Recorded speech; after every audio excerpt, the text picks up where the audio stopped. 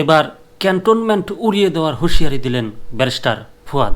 সরাসরি সেনা প্রধানকে উদ্দেশ্য করেই বললেন, সেনা প্রধানকে বলছি, আমরা লক্ষ লক্ষ আবু সাঈদ বুক পেতে দিয়ে ক্যান্টনমেন্ট উড়িয়ে দেব। ব্যারিস্টার ফুয়াদকে গ্রেপ্তারের খবর সঠিক নয়, দৈনিক ইত্তেফাকের খবর। এবি পার্টির সাধারণ সম্পাদক ব্যারিস্টার আসাদুজ্জামান ফুয়াদ গ্রেপ্তার হওয়ার খবরটি সঠিক নয় বলে জানিয়েছেন এবি পার্টির চেয়ারম্যান মুজিবুর রহমান মঞ্জু।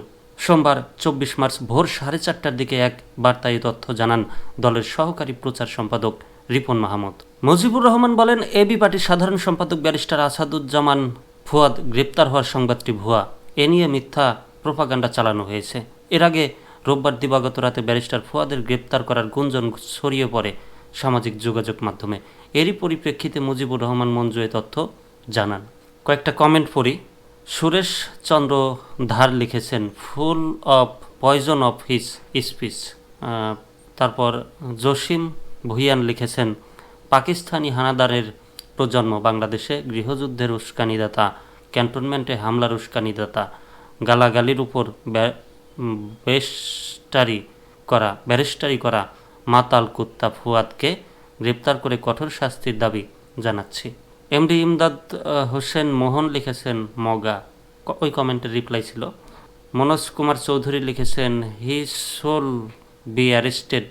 তারপর হাবিব আহসান লিখেছেন, ব্যারিস্টার ফুয়াদ বাংলাদেশের রত্ন, কিন্তু আমাদের তো পছন্দ কচু, আল্লাহ তাআলা তাকে হেফাজত করুন।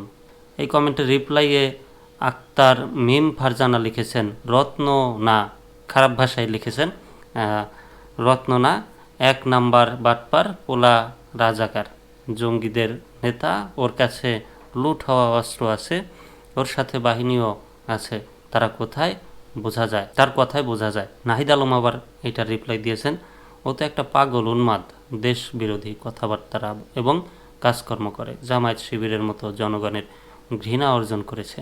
ইখতিয়ার হোসেন কমেন্ট করেছেন, ফুয়াদকে গ্রেপ্তার করা উচিত। মোল্লা আজাদ কমেন্ট করেছেন, ফুয়াদকে কেন গ্রেপ্তার করবে, যা বলছেন তা সঠিক বলেছেন, ওদেরকে কেন জামাই ষষ্ঠী করা হচ্ছে, ওদের বিচার হবে।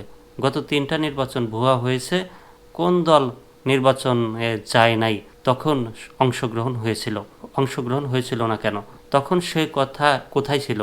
এদেশের মধ্যে এত কোন খুন খারাপি, তখন তারা কোথায় ছিল? এখন দেখি অনেকেই সাধু সাধু গিয়ে ছুটে যাবে, মেশিন চাপের পারে চলবে, কোনো ধন চলবে না। যাই হোক, একটা খবরের পজিটিভ কমেন্ট, নেগেটিভ কমেন্ট আপনাদের সামনে তুলে ধরলাম। যার যার মন্তব্য তুলে ধরেছেন, যার কাছে ব্যারিস্টার ফুয়াদের কথা ভালো লাগছে তার পক্ষে কথা বলেছেন, আর যার কাছে ভালো লাগে নাই তিনি তার বিপক্ষে যার যার মতামত প্রকাশ করেছেন।